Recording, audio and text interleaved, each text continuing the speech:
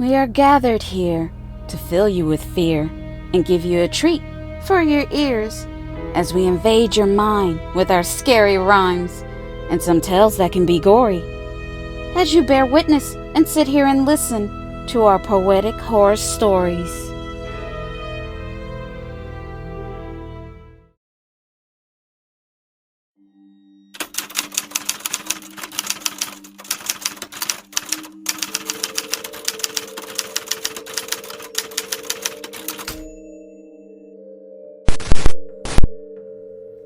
I remember at Halloween watching Disney's animated movie, Sleepy Hallow, and the Headless Horseman. I saw the Disney movie when I was a little kid. Even though it was an animated movie, it was the scariest cartoon movie I had ever seen. The story really took a toll on me. I remember the horror I felt, thinking a soldier was wandering the woods, searching for his lost head, and if he found you, he would attack, cut off your head, and use your head for his.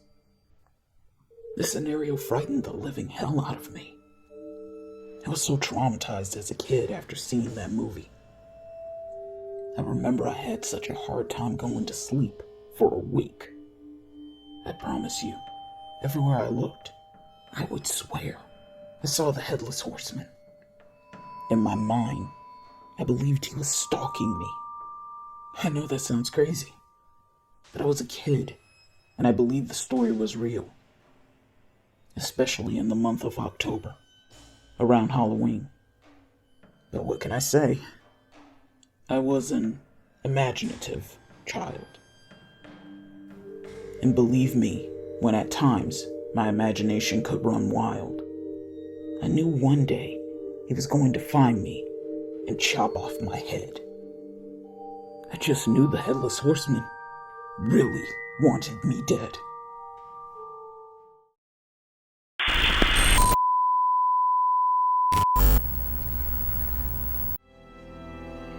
Now, let us take a little break, just for a moment for us to say, please take this time to like and comment. We love to hear from you, for you to let us know you like what we do. And if you're new, please subscribe and become a part of our crew. Thank you.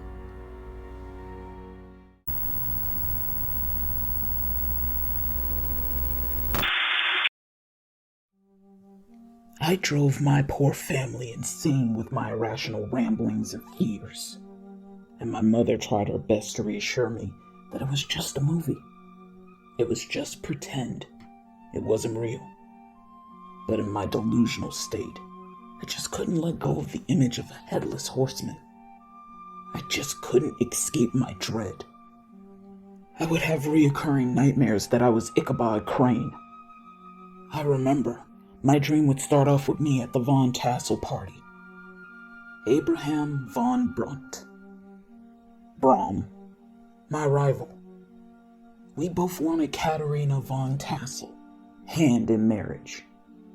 Brom would do and say anything to have her, and to prove I was a coward. At the party, it was the first time he told the story of the Headless Horseman. He explained the Headless Horseman was a Haitian soldier who was decapitated by a cannonball during the American Revolutionary War. And ever since then, his ghost has been searching for his missing head, and if you encounter him in the hollow, then he will chase after you to cut off your head. To a kid, this is scary shit. But you can be saved, Brom exclaimed. He said the Headless Horseman couldn't cross water, so your best bet was to cross the bridge. There, you would be safe. Of course, this part of the story scared the hell out of Ichabod Crane, which was me and my dream. Because I had a long ride home, all alone, on my own, in the dark, through the hollow. But I can't show Katerina I was a scaredy cat. So, when the party ended, I start my ride on my horse, Gunpowder, on my own. I had to go through Sleepy Hollow's dark woods to get home. It was a shortcut. When I arrived at the entrance of the woods, I could hear the story Brom told rolling around in my head. I pushed it off in the back of my mind. It was just a made-up story. It can't be real. So I got up the courage to enter. I tried to be brave. But just like Brom's story, I was accosted by the Headless Horseman on the dark road. He blocked my path as he drew his sword and pointed it at my head. He chased after me with his sharp sword in his hand, swinging and swiping at me whenever he got close, whenever he had the chance. The Headless Horseman was fast like lightning, determined and relentless. I remember in my nightmares, the Headless Horseman looked really big, strong, brooding, shadowed by darkness, with a lit pumpkin for his head. Even his horse looked intimidating. It was gigantic, dark, evil, and menacing.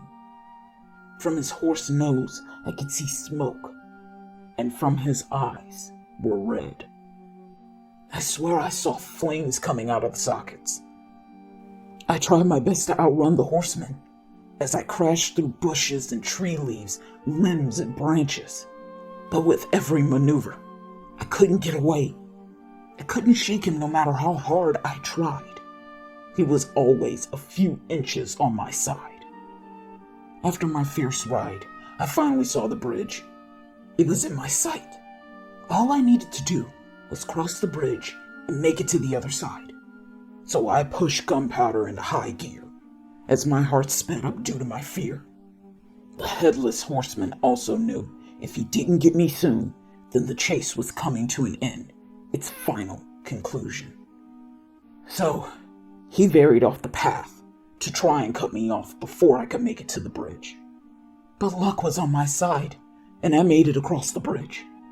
But it was just by a mere second, because I could feel the wind from his blade just inches away from cutting my head off. When I made it to the other side, I felt relief. I felt safe and sound. I could see the Headless Horseman and his horse were pissed because they were angrily stomping around the ground. But I didn't care.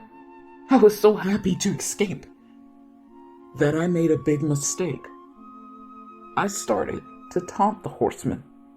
I yelled out to him, "It's over. I won," as I smiled at him smugly and assured. Suddenly, the horseman reared back and took off his pumpkin head. He threw it at me with great force and speed. I was frozen in place as it came hurtling straight towards my head. Straight at me. And just before it hit me, I suddenly popped out of my sleep quickly. I was breathing hard and short of breath as my heart was beating wildly in my chest. I was sweating so profusely, my sheets in bed were wet. I just knew I was dead. So I would suggest never letting your young children watch this Disney movie of the Headless Horseman for Halloween. Unless you want them to grow up traumatized as an adult. And they may need therapy, just like me.